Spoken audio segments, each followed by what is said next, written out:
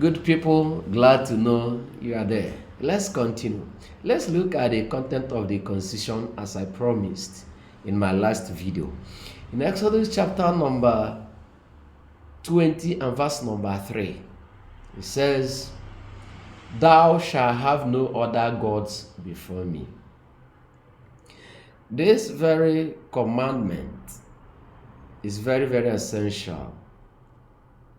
Number one, the children of Israel are already acquainted with different gods in the land of Egypt.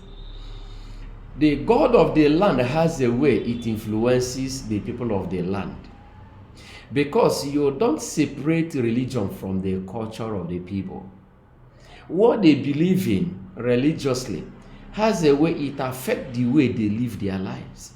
So the type of life that is obtainable in Egypt, the God they believe in contributes in that.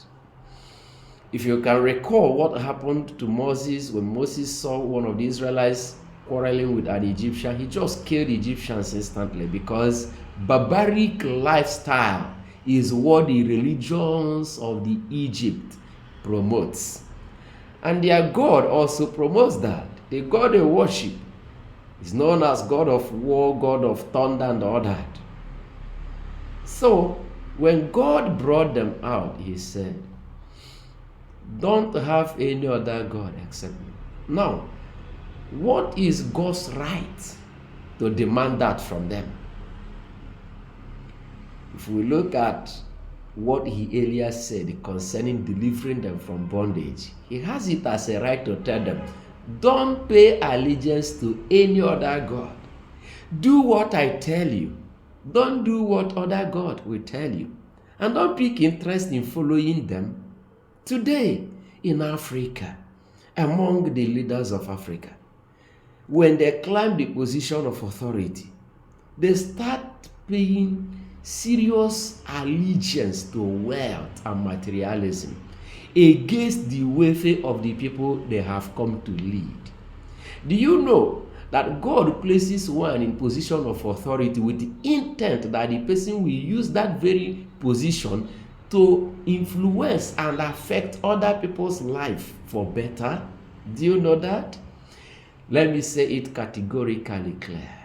Any position you find yourself, God allowed you to climb to that position with intent that you will be an instrument in his hand to place smiles on many people, to place smiles on all your subjects. That is the purpose for which he allowed you to climb to that position. And you can't do that until you recognize him as your owner and obey him.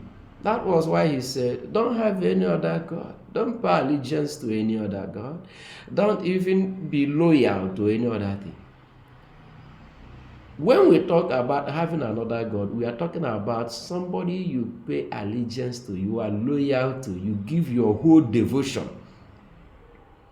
Oftentimes we see leaders climb to a position and they will become so loyal to money. Whatever money tells them to do, that's what they do.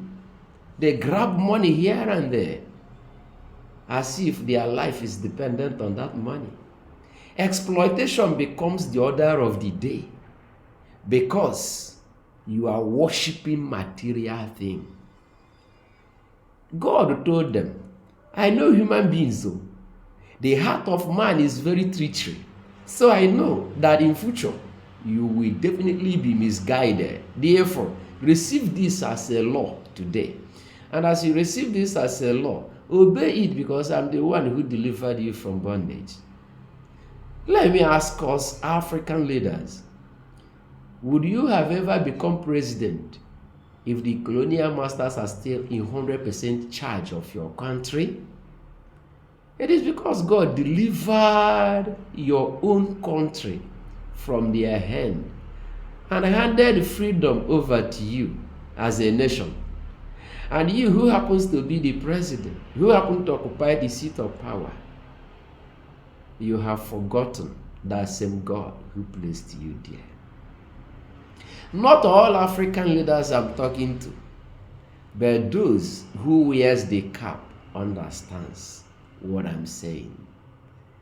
God is saying, recognize me, worship me, even though your position is better now, even though you have all the power, even though you have all the wealth, even though you have power to kill whosoever you want to kill and also spare whosoever you want to spare.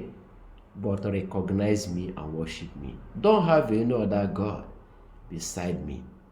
Because the prosperity of the nation is dependent on their leaders as well as the subjects being obedient to this law.